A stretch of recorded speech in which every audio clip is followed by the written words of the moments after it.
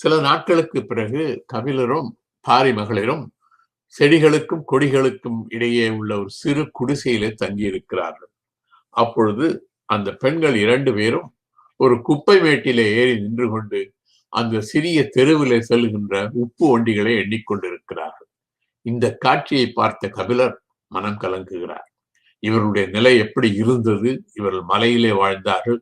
அந்த மலை அவர்களுக்கு சொந்தமாக இருந்தது. இவர்கள் அந்த மலையினுடைய உச்சியில ஏறி நின்று அவருடைய தந்தையை எதிர்த்து போரிட வருகின்ற அரசர்களின் குதிரைகளை எண்ணிக்கொண்டிருந்தார்கள். அந்த வருகின்ற அரசர்களுடைய தேர்களை எண்ணிக்கொண்டிருந்தார்கள். இப்பொழுது அப்படிப்பட்ட நிலையில இருந்த இந்த பெண்கள் இப்பொழுது குப்பமேட்டில் ஏறிக்கொண்டு உப்பு வண்டிகளை எண்ணுகிறார்களே, இது என்ன? இதை நான் கண்டு இன்னும் நான் வாழ வேண்டுமா? என்னுடைய வாழ்க்கை இன்றோடு முடியட்டும் என்று கபிலர் மிகுந்த வருத்தத்தோடு ஒரு பாடலை இயற்றுகிறார். சில நாட்களுக்கு பிறகு பாரியின் மகளிரை தகுதியுடைய மன்னர்களுக்கு திருமணம் செய்விக்க வேண்டும் என்று முடிவு செய்தார். அதனால முதலாவதாக போய் விச்சிக்கோ என்ற மன்னனிடத்திலே போய் கபிலர் சொல்கிறார், வளமான நாட்டுக்கு தலைவனே, வீரத்தில் சிறந்தவனே, நான் பாடி பரிசு பெறும் அந்தணன், முல்லைக்கு தேரழித்து பெரும்புகழ் எய்திய வள்ளல் பாரியின் மகள்கள் இருவரும் என்னோடு இருக்கிறார்கள். நீ அவர்களில் ஒருவரை மணந்து கொள்ள வேண்டும் என்று நான் விரும்புகிறேன் என்று கபிலர் கூறினார். விச்சிக்கோ பாரியின் மகளிரை மணந்து கொள்ள விரும்பவில்லை. பின்னர் கபிலர் இருங்கோவேள் என்ற மன்னனை சந்தித்து, வேளிர்களில் சிறந்த வேளையே, ஏன்னா அவனும் வேளிர் குலத்தை சார்ந்தவன், வேளிர்களில் சிறந்த வேளையே, நான் பாரியின் நண்பன். பாரி இறந்த பிறகு பாரியின் பெண்கள் என்னோடு இருக்கிறார்கள். நான் அவர்களுக்கு தந்தை போன்றவன். நான் அவர்களில் ஒருவரை உனக்கு மனம் முடிக்க விரும்புகிறேன் என்று கூறினார். இருங்கோவளும் பாரியின் மகளில் எவரையும் மனம் செய்து கொள்ளவில்லை. அவனும் கபிலரின் வேண்டுகோளை மறுத்தான். விச்சிக்கோவுக்கும் இருங்கோவலுக்கும் என்ன சிக்கல் என்றால், இவர்கள் பாரியின் மகளிரை திருமணம் செய்து கொண்டால் மூவேந்தர்கள் இவர்கள் மீது படையெடுத்து வரலாம் என்ற அச்சத்தினாலே அவர்களை மனம் செய்து கொள்ள மறுத்தார்கள். இருந்தாலும் இருங்கோவல் மறுத்ததை கபிலர் அவருக்கு கொஞ்சம் பிடிக்கவில்லை. அவருடைய செயல் வேண்டுகோளை மறுத்ததால் கபிலர் மிகுந்த கோபமடைந்தார்.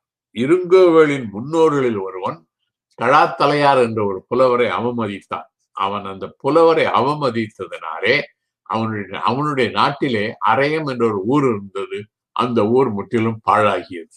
இதை அந்த இருங்கோவலுக்கு நினைவுபடுத்துகிறார். பார், அந்த காலத்துல உன்னுடைய முன்னோர்கள் ஒருவன் ஒரு புலவரை அவமதித்தான், அதனாலே அவனுடைய நாட்டில் இருந்த ஒரு ஊர் அழிந்து போயிற்று. அதுபோல் நீ என்னை அவமானப்படுத்தி விட்டாய், நீ வாழ்க என்றார். வாழ்க என்று சொல்லாலே சொன்னாலும் உள்ள தலைவிலே நீ ஒழிக என்றுதான் அவருடைய கருத்து. அதை வெளிப்படையாக சொல்லாமல் வாழ்க என்று அவனை வாழ்த்து செல்கிறார். இருங்கோவல் தன் வேண்டுகோளை மறுத்த பிறகு பாரி மகளிருக்கு ஏதாவது ஒரு நல் வாழ்க்கை கொடுக்க வேண்டும் என்பது கபிலருடைய விருப்பம். ஆனால் என்ன நடந்தது? அவர்கள் பாரி மகளிருடைய நிலை என்ன தெரியவில்லை. வரலாறு சரியாக எழுதப்படவில்லை. சிலர் கபிலர் பாரி மகளிரை ஒரு பார்ப்பன குடும்பத்திலே ஒப்படைத்து விட்டு அவர் வடக்கிருந்து உயிர் நீத்தார் என்று கூறுகிறார்கள். சிலர் கபிலர் பாரியின் மகளிரை அவையாரிடம் ஒப்படைத்து விட்டு இவர் வடக்கிருந்து உயிர் நீத்தார் என்று கூறுகிறார்கள். வேறு சிலர் கபிலர் பாரியின் மகளிரை மலையமான் திருமுடிக்காரி என்ற மன்னனுடைய 2 மகன்களுக்கு திருமணம் செய்துவிட்டு பின்னர் வடக்கிருந்து உயிர் நீத்தார் என்று கூறுகிறார்கள். எது நடந்தது நமக்கு தெரியவில்லை, வரலாறு சரியாக இல்லை. ஆனாலும் கபிலர் ஒரு பொறுப்புடையவர். அவர் யாரிடத்திலேயே விட்டு போயிருக்க மாட்டார். அவர் இந்த பெண்களுக்கு எப்படியாவது நல்ல விதத்திலே ஒரு திருமணம் செய்து வைத்து விட்டுத்தான் அவருடைய வாழ்க்கையை முடித்துக் கொண்டிருப்பார் என்று கருதுவது சிறப்பானதாக தோன்றுகிறது. ஆக இவர்களை விட்டு இவர்களுக்கு ஏதோ நல் வாழ்க்கை அமைத்து விட்டு அவர் வெளியேறுகிறார்.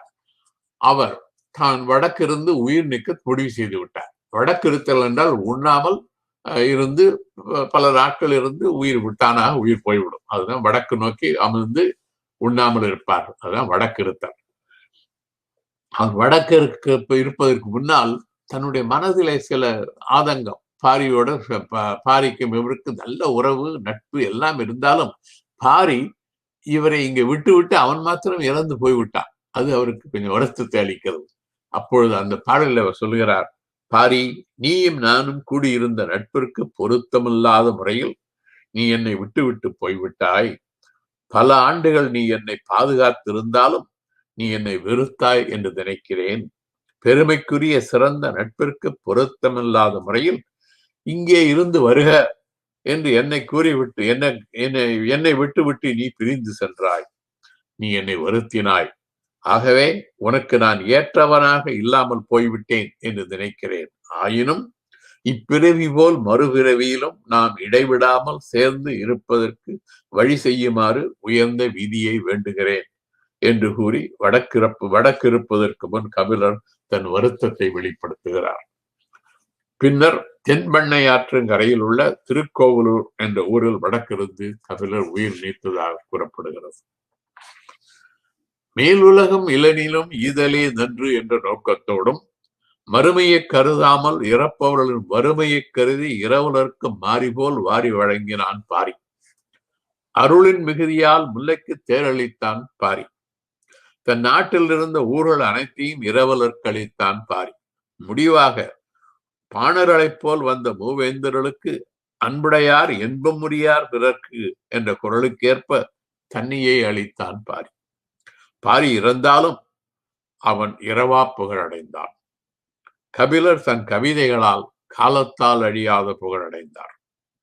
ஒன்றா உலகத்து உயர்ந்த புகழல்லால் ஒன்றாது நிற்பது ஒன்றில் என்பது குறள். அதாவது எல்லா பொருளும் அழியும் இந்த உலகில் பாரியும் கபிலரும் அழியாத புகழை அடைந்தார்கள். புகழ் ஒன்றுதான் அழியாதது. அத்தகைய உயர்ந்த புகழை இந்த இருவரும் அடைந்தார்கள்.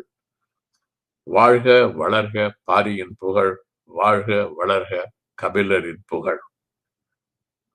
இதுவரை பொறுமையாக இந்த சொற்பொழிவை செவிமடுத்து கேட்ட நேயர்கள் அனைவருக்கும் என் மனமார்ந்த நன்றி. இந்த சொற்பொழிவை முடிப்பதற்கு முன் ஒரு சிறிய செய்தி. அடுத்த ஸ்லைடு கொடுங்க. அதாவது புறநானூற்று பாடல்களின் அடிப்படையில் பாரியின் வாழ்க்கையை பற்றி நான் ஒரு சிறிய நாடகம் எழுதினேன்.